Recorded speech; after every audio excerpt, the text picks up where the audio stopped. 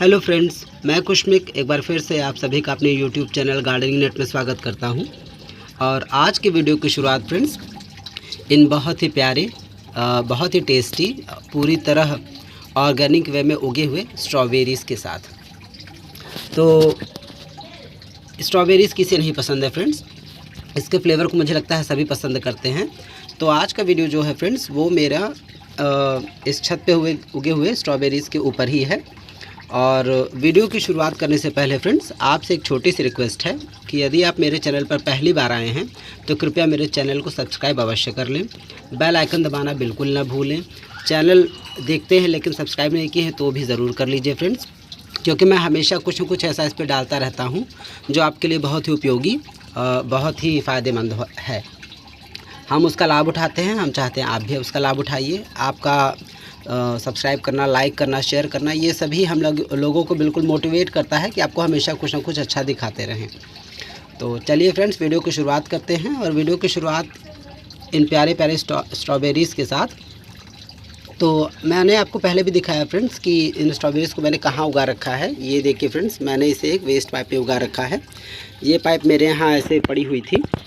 तो गार्डनर्स के लिए कोई भी चीज़ वेस्ट नहीं होती, ये बात तो सभी गार्डनर्स जानते हैं, लेकिन बाकी लोग जो नहीं जानते हैं वो भी जान ले फ्रेंड्स कि उनके निगाह में कोई भी चीज़ वेस्ट नहीं होती, बात जब पौधों को लगाने की आती है। क्योंकि वो कहीं पे भी किसी भी प्रकार की कैविटी देखते हैं, छोटी बड़ी जो भी है, वो उसमें किसी न किसी प्रकार से प्लांट्स को फिक्स करने के लिए उनका दिमाग चलने लगता है कि इस छोटे से पॉट में या इस पाइप में या इस टाइप का जो कुछ भी है उसमें किस तरीके से वो प्लांट्स को लगा सकते हैं। तो मैंने पहले भी वीडियोस में बताया है स्ट्रॉबेरी को लेकर स्पेशली कि ये पाइप जो है स्ट्रॉबेरीज़ के लिए बिल्कुल आइडियल होती है लगाने के लिए। आपको स्ट्रॉबेरी अगर घर में ग्रो करना है, आपके पास जगह नहीं है, तो आप बिल्कुल पॉट में या फिर इस टाइप के वेस्ट पाइप में स्ट्रॉबेरीज़ उगा सकते हैं। मैं वही कर रहा हूँ और ये उसी का एक लाइव एग्जांपल है और मैं चाहता हूँ कि आप भी बिल्कुल करें। आप ये देखिए फ्रेंड्स, इन स्ट्रॉबेरीज़ की संख्या जो पक गए हैं, ये 1 2 3 4 इधर पके हुए हैं, एक ये 5 इधर और एक ये छोटा सा इधर पक रहा है फ्रेंड्स, ये देखिए। तो ये धूप में थी फ्रेंड्स, आप ये देखेंगे कि इसमें से कुछ स्ट्रॉबेरी छोटी है साइज़ में, लेकिन वो तुरंत ही पकने भी लगी।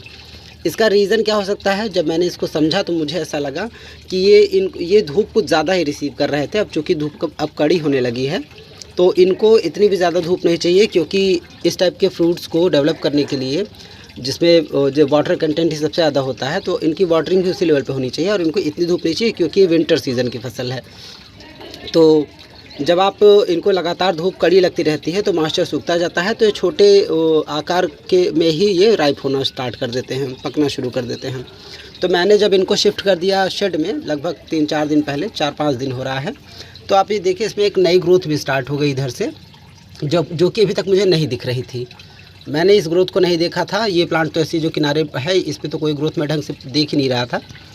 और कुछ इसी तरीके की ग्रोथ इधर भी देखने लगी है, छोटी छोटी मैं देख रहा हूँ, जबकि वहाँ पे जब ये धूप में था तो ऐसा नहीं था। तो देखता हूँ क्या रिज़ल्ट आता है। फ़िलहाल तो ग्रोथ तो दिख रही है ठीक ठाक। और इन स्ट्रॉबेरीज़ की बात की जाए फ्रेंड्स, तो घर पे इन्हें उगाना और उगा के खुद से तोड़ना फिर खुद कंज्यूम करना, इसका सुख वही जान सकता है जो इन्हें घर पे उगाता होगा। तो मैं तो जानता हूँ, क्योंकि मैं पिछले 3-4 साल से इसे घर पे ही उगा रहा हूँ और इनका स्वाद बहुत अच्छा होता है। स्ट्रॉबेरी फ्लेवर को सभी पसंद करते हैं। तो मैंने सोचा कि क्यों ना मैं इसे उगाऊँ और उगा के मैं दूसरों को भी दिखाऊँ, ख़ास तौर से अपने व्यूवर्स को जो बिल्कुल हमेशा कुछ ना कुछ सोचते रहते हैं कि उनको कुछ नया देखने को मिलता रहे। तो ये उसी का एग्ज़ाम्पल है एक। और मैं चाहूँगा कि आप भी बिल्कुल उगाएं फ्रेंड्स। इसे उगाना कोई भी रॉकेट साइंस नहीं है, बहुत इजी होता है। आप इसके सैपलिंग्स ठंड के सीज़न में अक्टूबर नवंबर में लेके आएँ और उसे एक अच्छी वेल ड्रेन मिट्टी में लगा दें और बस आप उसे छोड़ दें। उसकी वाटरिंग समय समय पे करते रहें, वो खुद ही बहुत अच्छे से अपने आप को ये सब डेवलप कर लेते हैं। इनके लिए कुछ विशेष करना नहीं पड़ता। जब तक आप नहीं उगाते हैं तब तक आपको लगता रहता है कि अरे कैसे उगता होगा, बहुत ही कठिन प्रोसेस होती होगी, लेकिन ऐसा कुछ भी नहीं है। बस छोटी मोटी बातें हैं, उनका आप ध्यान रखेंगे तो आप घर पे आसानी से स्ट्रॉबेरी उगा सकते हैं। और स्ट्रॉबेरी के साथ एक चीज़ ये भी है, इससे रिलेटेड जो और नॉलेज है कि इन्हें क्यों स्ट्रॉबेरीज़ क्यों बोलते हैं, क्योंकि स्ट्रॉस के ऊपर उगाए जाते हैं, इसलिए इनको स्ट्रॉबेरीज़ कहते हैं।